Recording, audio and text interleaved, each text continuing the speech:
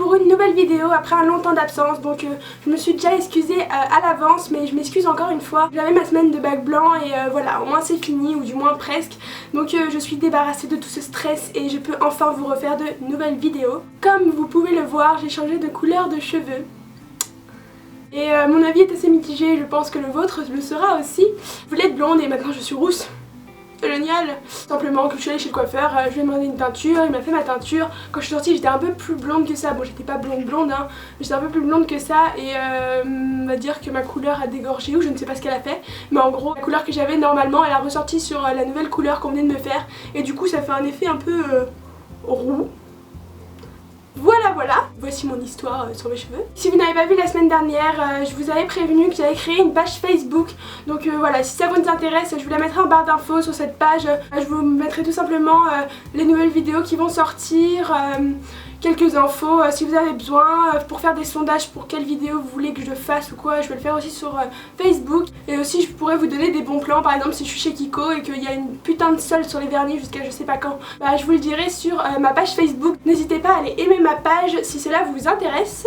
Donc voilà, la semaine dernière sur Facebook j'avais annoncé que j'allais ouvrir une espèce d'FAQ pour ma correspondante, tout simplement pour que vous me posiez plein de questions parce qu'elles reviennent souvent en commentaire, comment t'as eu ta correspondante, est-ce que tu la vois encore, etc. etc. Donc aujourd'hui je réponds à tout. Je sais que j'en ai pas beaucoup reparlé mais il y en a quand même pas mal qui m'ont posé des questions donc c'est génial et je vous dis ça tout de suite, c'est parti. Première question, comment as-tu trouvé ta correspondante? Donc moi ma correspondante je l'ai trouvée grâce à mon lycée. Tout simplement en seconde on avait un voyage pour partir tous aux États-Unis et on n'a pas choisi notre correspondante mais on va dire que moi je suis super bien tombée parce que je m'entends merveilleusement bien avec elle.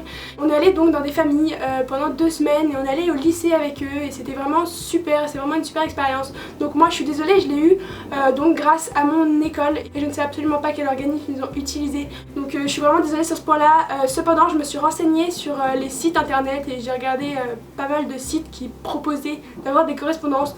Donc je sais pas si ça marche vraiment puisque je ne teste pas, mais j'ai vu un site qui revenait assez souvent, donc c'est Student of the World, je crois que c'est .com ou .fr, bref je vous mettrai en barre d'infos et je sais que dedans vous pouvez communiquer du moins par internet avec eux. Question numéro 2, d'où vient ta correspondante? Moi ma correspondante vient des États-Unis et plus précisément de l'état de Pennsylvanie, donc à Pittsburgh. Question numéro 3, est-ce que tes parents étaient d'accord? Je trouve cette question un peu bizarre mais je vais y répondre quand même. Bah bien sûr qu'ils étaient d'accord. D'après eux c'est génial d'avoir des correspondances dans le monde et moi j'ai toujours voulu en avoir une et je suis ravie d'avoir celle que j'ai maintenant. Question numéro 4, comment as-tu organisé ton voyage?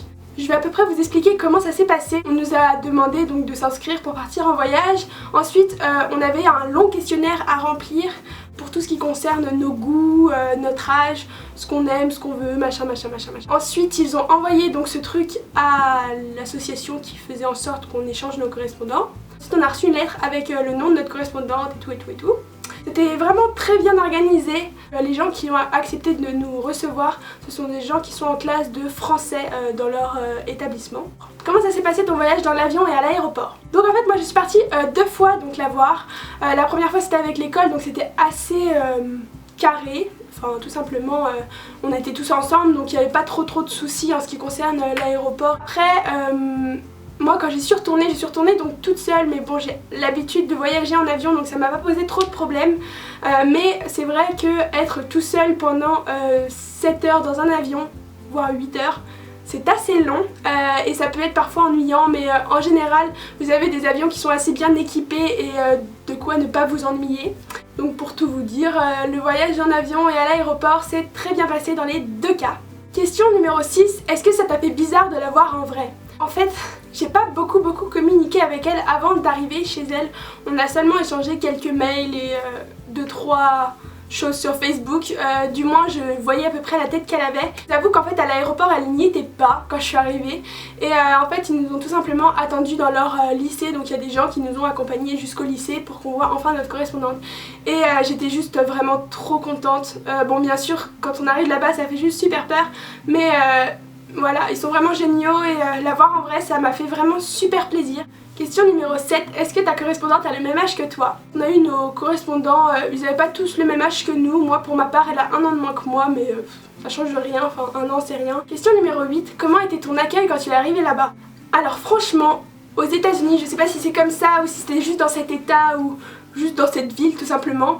J'ai trouvé que l'accueil était vraiment chaleureux, ils étaient tous super gentils avec nous, donc je sais pas du tout, ils sont très ouverts et ils s'en foutent complètement que vous ne parlez pas bien anglais. Ils s'en fichent si vous faites plein de fautes. Ils sont tous super à l'écoute et ils viennent tous vous voir. Enfin, je sais que dans notre lycée, ils étaient genre super ouf. Il y avait des Français et tout et ils venaient tous nous voir.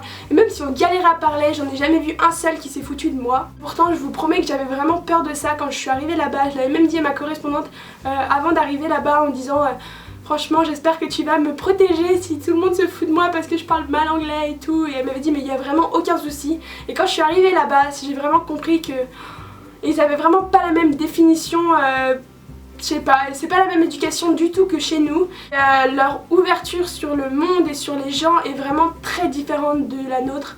Question numéro 9. Est-ce que tu étais dans l'ambiance dès le départ?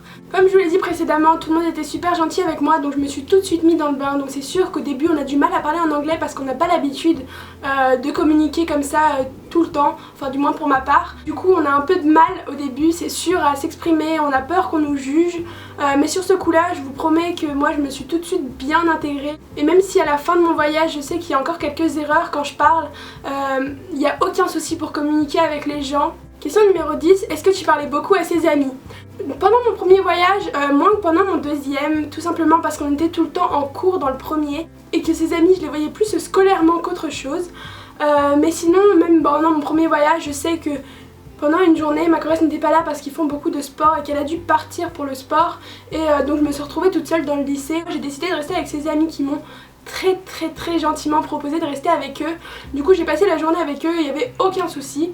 Et pendant mon deuxième voyage, donc il y a plein de fois où je restais seulement avec ses amis parce que je les adore, c'est des amours.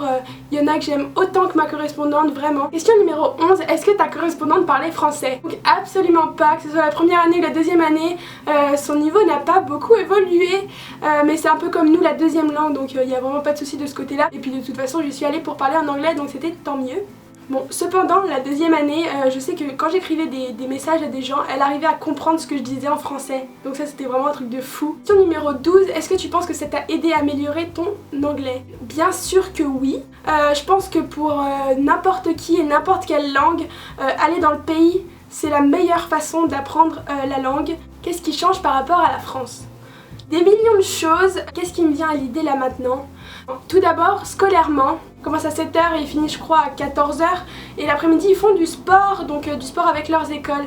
Et je trouve ça juste trop bien parce que donc ils font des compétitions inter-écoles et j'y suis allée à une et c'est juste trop fou et trop bien. Il y a un esprit collectif qui est juste un truc de fou, donc voilà, j'ai adoré cette ambiance là, en tout cas sportive. En ce qui concerne les cours, c'est aussi totalement différent. Donc ce qui change scolairement, c'est aussi leur emploi du temps qui est totalement différent du nôtre.